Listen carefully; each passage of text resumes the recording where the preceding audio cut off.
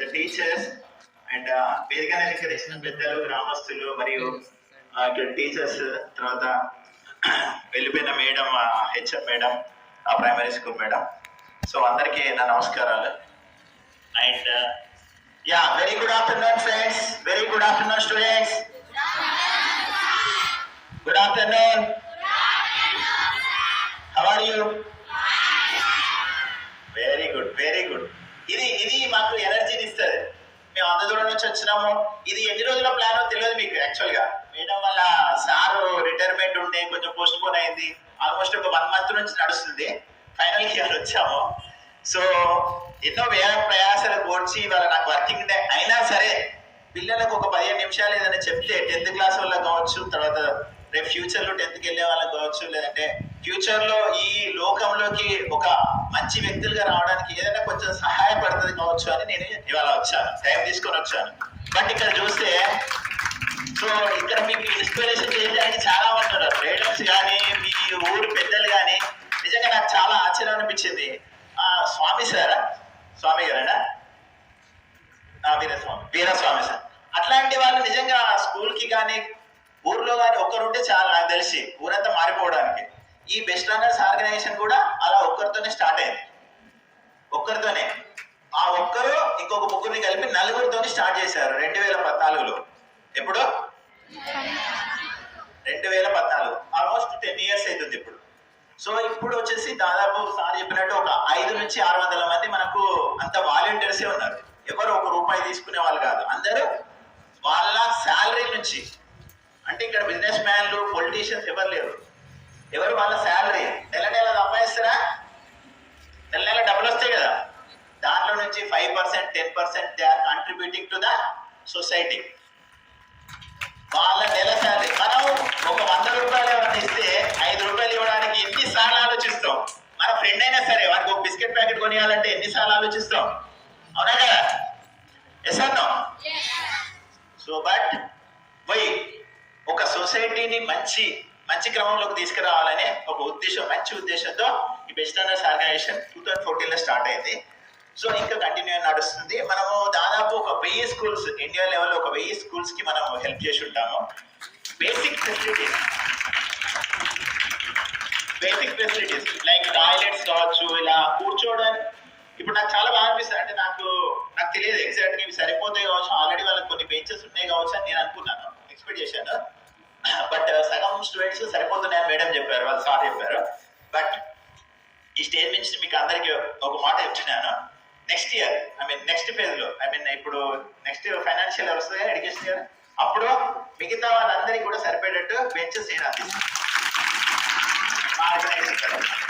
ఇది నా మాట ఇచ్చి ఇచ్చినాను. మేడం మీరు మళ్ళీ ఒకసారి గుర్తు చేయండి, మళ్ళీ అప్లికేషన్ పెట్టాల్సి ఉంటుంది మన చేద్దాం. ఓకే. సో కొంతమందికి మనం థ్యాంక్స్ చెప్పాలి. అందరూ ఆల్రెడీ చెప్పేశారు, బట్ మళ్ళీ ఒకసారి నా తరఫున కూడా నేను చెప్పించాలి. సో దీనికి మెయిన్ ఇనిషియేటివ్ వచ్చేసి మన మొగిలి సార్. ఇంకొక మేడం ఉంది ఆ స్కూల్లో, వాణి మేడం, శ్రీవాణి మేడం. ఆమె కూడా థ్యాంక్స్ చెప్పాలి. బట్ ఫస్ట్ వచ్చింది శ్రీవాణి మేడం నుంచి మనకు రిక్వెస్ట్, ఇట్లా సార్ ఉన్నాడు సార్ వాళ్ళ ఊర్లో కూడా కావాలంటే హెల్ప్ అంటే డెఫినెట్లీ మేడం చేద్దామని చెప్పాం. సో ఆ వాణి మేడం ప్లస్ మొగిలి సార్ ఇద్దరికి ఒకసారి గట్టిగా చెప్పండి కొట్టారు.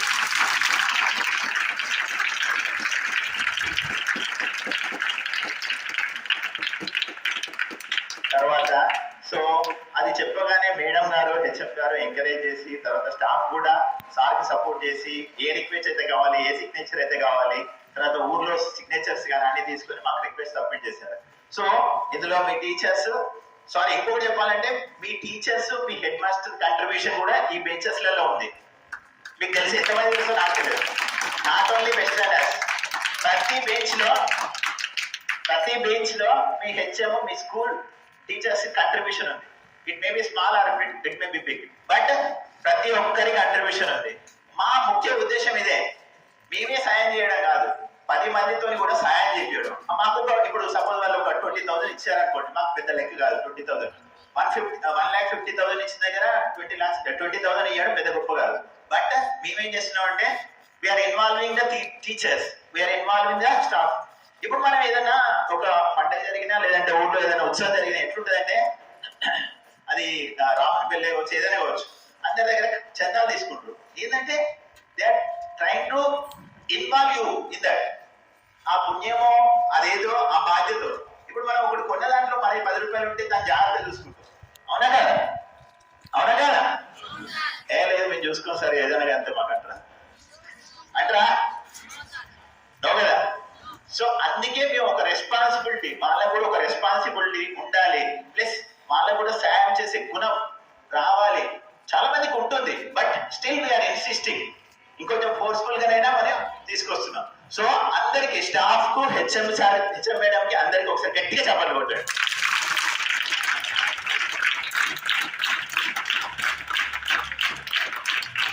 సో మనం ఇలాగే ముందుకు తీసుకెళ్దాం. మేడం రిక్వెస్ట్ చేసినట్టు కూడా ఆ స్కూల్ కూడా మనం ఏదైతే కావాలనుకున్నారో అది కూడా మనం ఇవ్వడానికి ట్రై చేస్తాను కంపల్సరీ. ప్రైమరీ స్కూల్ ఆల్మోస్ట్ మీరు కూడా అక్కడ స్కూల్ నుంచి వచ్చి ఉంటారు మేడం చెప్పినట్లు. సో మనం దాన్ని కూడా చేద్దాం. చేయడానికి నేను అంటే maybe strength only is a concern. తక్కువ మంది ఉన్నారని ఒకటే బాధ, లేదంటే నేను ఇక్కడ నుంచే అగ్రి చేసేవాడిని, చెప్పేవాడిని. సో అదొకటి కన్సర్న్. తర్వాత నేను ఇక్కడికి వచ్చే ముందు నేను కానీ మా బావగారు కానీ సమయం గురించి బాగా బాధపడ్డాను. సమయం లేదు, 12 గంటల వరకు అయిపోవాలి. సార్కి ఎన్నిసార్లు చెప్పినా, పొగిలి సార్కి, సార్ మేడం కూడా ఎన్నిసార్లు చెప్పినంటే అన్నిసార్లు చెప్పిన. బట్ ఒక్కసారి ఇక్కడికి వచ్చి కూర్చున్న తర్వాత మీ పర్ఫార్మెన్స్ చూస్తుంటే అది ఇంకా నేను మర్చిపోయా. సమయం, టైం, ఇదంతా మర్చిపోయా. నేను నా చేతికి వెళ్తే ఆల్మోస్ట్ ఎంత బాగా పర్ఫార్మ్ చేశారు. I mean A private schools అంటే ప్రైవేట్ స్కూల్తో పోల్చిన మేము తక్కువ వచ్చిన కాదు. బట్ అక్కడ ఒక టీచర్ ఉంటాడు, ఒక డాన్స్ టీచర్ ఉంటాడు, ఒక ఆర్ట్ టీచర్ ఉంటాడు, ఇవన్నీ మెయింటైన్ చేయడానికి ఒక టీచర్ ఉంటాడు. అలా ఏం లేదు ఇక్కడ. వాళ్ళే క్లాసులు చెప్పుకుంటూ ఆ మేడమ్స్, ఆ teachers they have to take extra responsibility. ఎందుకు తీసుకోవాలి ఎక్స్ట్రా రెస్పాన్సిబిలిటీ? పొద్దున సిగ్నేచర్ పెట్టి క్లాస్ మిమ్మల్ని ప్రిపేర్ చేయించారు, ఒక మంచి పర్ఫార్మెన్స్ క్రియేట్ చేసి ఇక్కడ ఒక పండుగ వాతావరణాన్ని సృష్టించారు.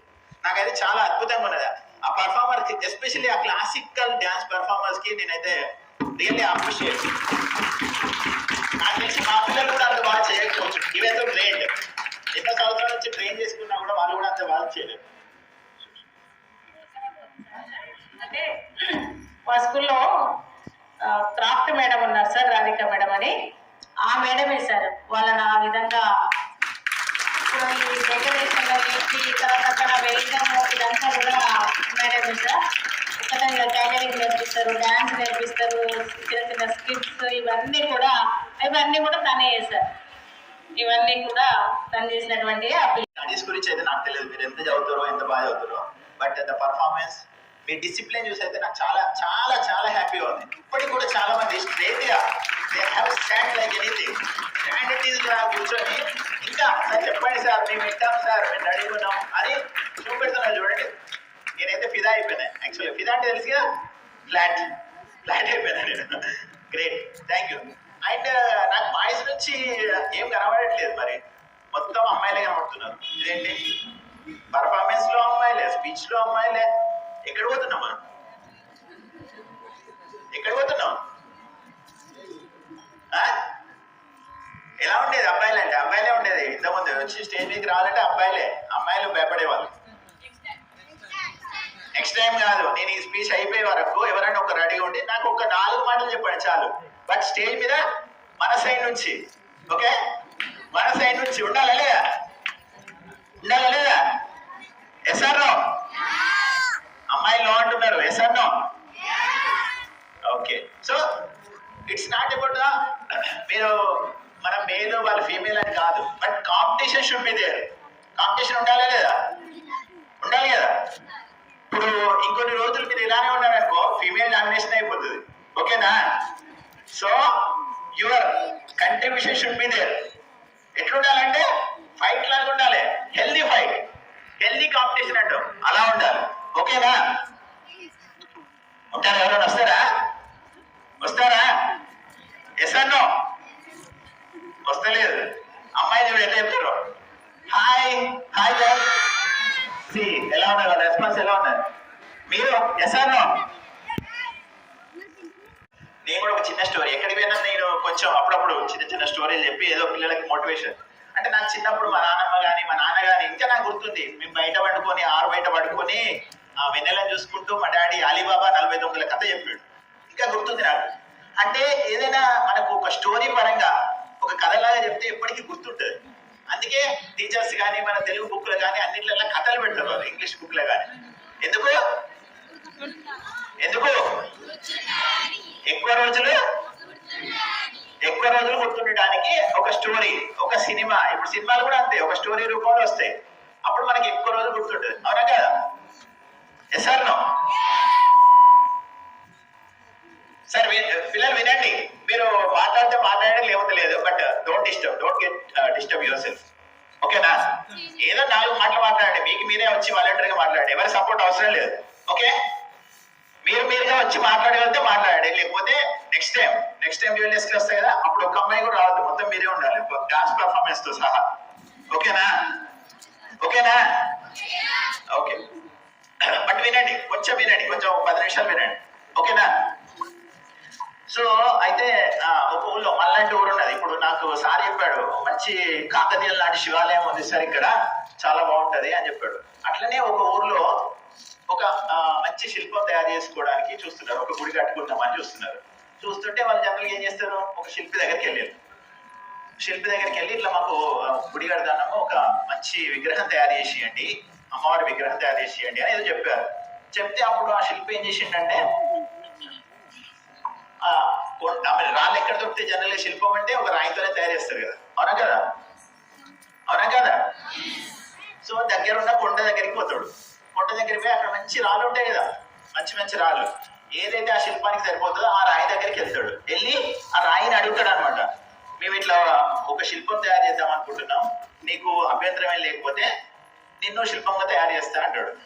అంటే అని ఏమంటాడంటే, మరి బట్ట శిల్పం చేయడానికి అయితే సుత్తి దెబ్బలు, ఉలి దెబ్బలు, సుత్తి దెబ్బలు పడతాయి అని చెప్తాడు. మరి నీకు ఇష్టమేనా?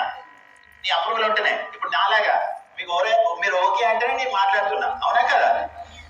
సో ఆయన కూడా ఒక అప్రూవల్ తీసుకుంటాడు అనమాట, ఎస్ ఆర్ నో అని. తీసుకుంటే ఆ శిల్పం అది ఆ రాయి అంటది, నా వల్ల కాదు, ఈ ఉలి దెబ్బలు, ఈ సుత్తి దెబ్బలు నా వల్ల కాదు, తర్వాత బాయ్ అని చెప్తుంది. సరే అని కొంచెం ముందుకెళ్తాడు. ఇంకొంచెం ముందుకెళ్ళి ఇంకొక రాయి మంచిది కనబడుతుంది. సో ఆ రాయిని అడుగుతాడు. ఆ రాయి ఏమంటదంటే, సరే నువ్వు శిల్పం చేస్తున్నా అంటున్నావు కదా, ఒక గుడి కోసం, ఒక ఊరి కోసం అంటున్నావు కదా, సరే నన్ను వాడుకో, ఉలి దెబ్బలకు, సుత్తి దెబ్బలకు ఐఎమ్ రెడీ అని చెప్తాడు. చెప్పిన తర్వాత సరే అని ఆ శిల్పి ఏం చేస్తాడు, ఆ రాయితోనే మంచి ఒక అమ్మవారి శిల్పాన్ని తయారు చేస్తాడు. తయారు చేసినాక ఊర్లో పెద్దలు, మన ఊర్లో అంటే పెద్దలు ఉంటారు కదా, పెద్దలందరూ కలిసి ఊరిలో ఒక గుడి కట్టి దాంట్లో ఆ విగ్రహాన్ని ప్రతిష్ఠిస్తారు. ప్రతిష్ఠించిన తర్వాత కొన్ని రోజుల తర్వాత ఎవరో మంచి మినిస్టర్ లేదంటే సర్పంచ్ ఎవరు వచ్చి ఓపెన్ చేసిళ్ళు, ఆ గుడికి వెళ్ళిన తర్వాత మంచి జరుగుతుందని ఆ నోట ఏ నోట పోయి మొత్తం అందరికీ తెలుస్తుంది. తెలిసి అక్కడికి పెద్ద ఎత్తున జనాలు వస్తుంటారు. మనం కూడా పోతాం కదా, 10th క్లాస్ లో ఫస్ట్ రావాలి, నేను 10/10 రావాలి, పోతామా లేదా? పోరా మీరు? అన్ని ప్రయత్నాలు చేస్తా, బట్ చివరికి మాత్రం దేవుని కూడా ప్రార్థిస్తాం, దేవుని సపోర్ట్ కూడా కావాలి అని ప్రార్థిస్తాం, అవునా కదా? మేబీ మాస్క్, మేబీ చర్చ్ కావచ్చు, గుడి కావచ్చు, ఏదైనా భగవంతుని ప్రసాదిస్తాం. సో అట్లా ఊర్లో జనాలు ఎక్కువై బాగా ఆ టెంపుల్ కు బాగా జనాలు వస్తుంటారు. సో టెంపుల్ కి ఎవరైనా పోతే ఏం పట్టుకుపోతాం మనం జనరల్ గా? కొబ్బరికాయ. వావ్, కొబ్బరికాయలు, పూలదండలు, పూలు పట్టుకెళ్తాం, అవును కదా? సో అట్లా పట్టుకొస్తుంటే ఎక్కడ కొబ్బరికాయలు కొట్టానో ఎవరికి తెలియట్లేదు ఆడ. అయితే ఏం చేస్తారు ఊరు పెద్దలు, ఇట్లాంటి పెద్దలు కలిసి ఒక రాయిని తీసుకెళ్దాం, ఆ గుట్టకాంచెల్లి ఆడ కొడతారు, మంచి దాన్ని కొట్టుకుంటారని అనుకుంటున్నాం. అనుకొని సరే అని ఆ గుట్టకాడికి పోయి ఆ రాయి ఉంటుంది కదా, వీళ్ళు అంత మంచోళ్ళు కాదు, పర్మిషన్ తీసుకొని చేసి అంత మంచోళ్ళు కాదు, వీళ్ళు తీసుకొని వస్తారు, వచ్చి అవి పెడతారు. పెట్టగానే ఇంకా రోజు వచ్చి అందరు ఏం చేస్తారు, కొబ్బరికాయలు కొడుతుంటారు. ఏం కొడుతుంటారు? కొబ్బరికాయలు కొడుతుంటారు. సో ఆ రాయి చేస్తున్నట్టు రాయిని 2 ముక్కలు చేసి, ఒకటో కొబ్బరికాయలకు, ఒకటో గుడి ముందే ఎంట్రన్స్ ఎక్కడానికి అని ఇంకోటి పెడతారు. సో ఒకటో కొబ్బరికాయలు, ఇంకా రోజు కొబ్బరికాయలు దెబ్బలే. ఇక్కడ ఆ పర్మిషన్ ఇచ్చి ఆ ఉలి దెబ్బలకు, సుత్తి దెబ్బలకు ఓర్చుకున్న దాన్ని ఏం చేస్తున్నారు, ఒక దేవునిలాగా, ఒక దేవతా రూపం లాగా పెట్టుకొని రోజు ప్రసాదాలు, ఆరగింపులు, ఊరేగింపులు, జ్యోతులు, హారతులు అన్ని ఇచ్చి అందరూ ఒక దేవతలాగా కొలుస్తున్నారు. అదే ఈ బండ పరిస్థితి ఏమైంది, ఉలి దెబ్బలకు భయపడ్డ బండ పరిస్థితి రోజు దెబ్బలు, అవునా కదా? సో ఇప్పుడు మీరు కూడా ఆ శిల్పి ఆ కొండకు పోయేటప్పుడున్న పొజిషన్ లో ఉన్నారు. ఇప్పుడు మీరు ఉలి దెబ్బలకు ఆ శుద్ధి దెబ్బలకు తట్టుకొని నిలబడి ఏ కష్టమైనా పడతాము, ఏ సబ్జెక్ట్ అయినా నేర్చుకుంటాము, మ్యాథ్స్ రాదనము, సైన్స్ కష్టం అనము, చదువుకుంటాం. ఇక్కడ శిల్పి ఎవరు? మీకు శిల్పి ఎవరు? Teachers, correct. So they are ready to teach you, they are ready to మిమ్మల్ని ఇంప్రూవ్ చేయడానికి, మీ డౌట్స్ తీయడానికి వాళ్ళందరూ రెడీగా ఉన్నారు. మనం రెడీగా లేము. ఆ శిల్పం ఆ రాయి లాగా రెడీగా లేము. ఇప్పుడు మీరున్న పొజిషన్ రాయి పొజిషన్. మీరు కనుక శిల్పం అయితే 10 మంది మొక్కుతారు, 10 మంది కొలుస్తారు, హారతులు నైవేద్యాలు ఉంటాయి. మీరు అదే పర్మిషన్ ఇవ్వకుండా ఆ ఉలి దెబ్బలకు భయపడితే రేపు మీరు దెబ్బ తినాలి, ఎప్పటికీ దెబ్బ తినాలి. ఏ రిక్షా కార్మికుడు అవుతారో, నేను తక్కువ చేయట్లేదు, వేరే జాబ్లను తక్కువ చేయట్లేదు, బట్ అంత కష్టపడాల్సి ఉంటుంది. మీరు ఈ పొజిషన్కి రావాలంటే ఫస్ట్ ఆ దెబ్బలు తినాలి, ఫస్ట్ ఆ దెబ్బలు తినాలి. సో ఇప్పుడైతే మీరు ఒక 20 ఏళ్ళు, మీరు ఫస్ట్ 20 ఇయర్స్ కష్టపడతారు అనుకో, మిగతా 80 ఇయర్స్ సుఖంగా ఉండొచ్చు. మిగతా 80 ఇయర్స్ వేరే వాళ్ళకి హెల్ప్ చేసే పొజిషన్లో ఉండొచ్చు. మీరు హెల్ప్ చేసే పొజిషన్లో ఉంటారా, హెల్ప్ తీసుకునే పొజిషన్లో ఉంటారా? హెల్ప్ చేసే పొజిషన్లో ఉండాలి. నేను ఇలా మీకు లాగా కష్టపడి వచ్చినవాడిని, నేను గవర్నమెంట్ స్కూల్లో చదివినవాడిని. అంతేందుకు నేను ఒక్కనే కాదు, ఇక్కడ ఉన్న వాళ్ళు అందరూ టీచర్స్ కూడా దాదాపు 99% గవర్నమెంట్ స్కూల్లో చదివిన వాళ్ళే. తెలుసా మీకు అది? ఇంకా మీకన్నా ఇప్పుడు కనీసం ఈ బెంచ్లు ఉన్నాయి, మాకు ఆ బెంచ్లు కూడా లేకుండే. ఓన్లీ 9th 10th ఆ టైంలో ఇట్లా కొన్ని బెంచెస్ ఉండే. మా స్ట్రెంత్ 60 70 ఒక్కొక్క క్లాస్కి 2-3 సెక్షన్లు ఉండేది. సో దానికి కూడా ఇలా ఇంత ఇంత ఫెసిలిటీస్ లేవు, బాత్రూమ్స్ లేవు, వాటర్ లేదు, ఏది లేదు. వాటర్ కావాలంటే డైరెక్ట్ బావి కాడికి పోయి తాగేది చదువుకొని. నాకు తెలిసి వీళ్ళందరూ కూడా అదే ఎక్స్పీరియన్స్ చేసి ఉంటారు. ఏదో ఒకరు ఇద్దరు ప్రైవేట్ స్కూల్లో చదివిన వాళ్ళు తప్ప బావి దగ్గరికి వెళ్ళి చేద వాటర్ తీసుకొని ఇలా తాగేవాళ్ళం. సో ఆ స్కూల్ కూడా 5వ తరగతి నుంచి 10వ తరగతి దాకా 3 కిలోమీటర్లు నడిచి వచ్చిన నేనైతే. మీరు కూడా కష్టపడాలి. మీకు ఆ కష్టాలు లేవు, నడిచి రావాల్సిన కష్టాలు లేవు. కనీసం వర్షం పడ్డ మంచిగా గొడుగు తీసుకొని వస్తారు హ్యాపీగా, అదేం బాధ లేవు. ఇక్కడ టీచర్స్ ఉంటాడు మంచిగా చెప్పడానికి, టాయిలెట్స్ ఉన్నాయి, వాటర్ ఉన్నది, ఎవ్రీ ఫెసిలిటీ ఉన్నది. మీరు ఏం చేయాలి? చదువుకోవాలి. ఏం చేయాలి మీరు? ఎవరి కోసం చదువుకోవాలి? మీకోసం చదవండి, ఎవరి కోసం చదవదు, మీకోసం. అరే సార్ నాకు క్రికెట్ అంటే ఇంట్రెస్ట్ సార్, నాకు వేరే సినిమాల్లో కూడా ఇంట్రెస్ట్ సార్, నేను చదువుకుంటే వెళ్ళాము సార్. చదువుకోవాలి. ఒక బేసిక్ ఒక టైం వరకు, ఒక డిగ్రీ వరకు ప్రతి ఒక్కరికి విద్య అనేది అవసరం. ప్రతి ఒక్కరికి. ఒక చిన్న ఎగ్జాంపుల్ చెప్తాను వినండి. ఇప్పుడు మన ఆసియాలోనే కుబేరుడు అంటే రిచెస్ట్ పర్సన్, వాళ్ళలో కూడా అతను రిచెస్ట్ పర్సన్ సెకండ్ పొజిషన్ లో ఉండేవాడు మొన్నటి దాకా, గౌతమ్ అదాని అని. ఎవరు? గౌతమ్ అదాని పేరు విన్నారు ఎప్పుడైనా? Okay fine. So Elon Musk అని వరల్డ్ లో నెంబర్ 1, ఈయన వరల్డ్ లో సెకండ్ రిచెస్ట్ పర్సన్ ఉంటే కొన్ని రోజులు ఉన్నాడు, ఇప్పుడు తగ్గిండు. సో అతను ఏజ్ ఎంత ఉంటుంది అంటే ఒక 45 ఇయర్స్ 46 ఇయర్స్ ఉండొచ్చు. అయితే ఏమనంటే ఒక ఇంటర్వ్యూలో మీరు చదివింది 10th క్లాసే కదా సార్, 10th క్లాస్ తర్వాత డిస్కంటిన్యూ చేసింది కదా, మరి ఎందుకు ఇట్లా ఇంత రిచెస్ట్ అయ్యారు, ఇప్పుడు మీరు అందరిని ఎందుకు చదువుకోమంటున్నారు? ఆయన కూడా ఇట్లా అందరికి మోటివేషన్ ఇచ్చి అందరు చదువుకోండి, బాగా డెవలప్ కాండి అని చెప్పేవాడు. చెప్తే మరి ఎందుకు సార్ మీరే చదువుకోలే కదా, మీరు ఎందుకు చెప్తున్నారు?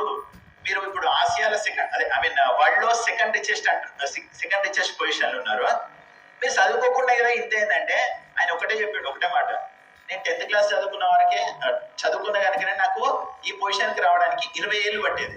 అదే నేను డిగ్రీ కానీ మాస్టర్స్ కానీ చేస్తుంటే జస్ట్ 5 ఏళ్లలో సంపాదించేవాడిని కదా. సో అది ఆ చదువు యొక్క, అంటే చదువుకున్న వానికి చదువు లేని వానికి చాలా తేడా ఉంటుంది. క్రికెటర్ అయినా ఎప్పుడైనా సరే, ఏదైనా సరే, ఒక క్రికెటర్ స్పీచ్ ఇచ్చినప్పుడు వాడు హిందీలో మాట్లాడాడు లేదా రీజనల్ లాంగ్వేజ్ లో మాట్లాడినప్పుడు మనకి ఎలా ఉంటుంది ఫీలింగ్? అరే వీడు కొంచెం చదువుకొని ఇంగ్లీష్ లో మాట్లాడితే ఎంత బాగుంటుంది. ఇంటర్నేషనల్ క్రికెట్ మ్యాచ్ ఆడుతున్నాడు, but he doesn't know English. So అందుకు మనకి ఏం కావాలి? చదువు కావాలి. కావాలా వద్దా? చదువుకుంటారా మరి? సో కష్టపడండి. కష్టపడకపోతే మనకు రాళ్ళకి పెద్ద డిఫరెన్స్ లేదు. ఇప్పుడు మనం జనరల్ గా మనకు ఎప్పుడైనా సినిమాలలో చూస్తుంటాం కదా, సినిమాలో సినిమాలలో ఏ సినిమా శ్రీమంతుడు సినిమా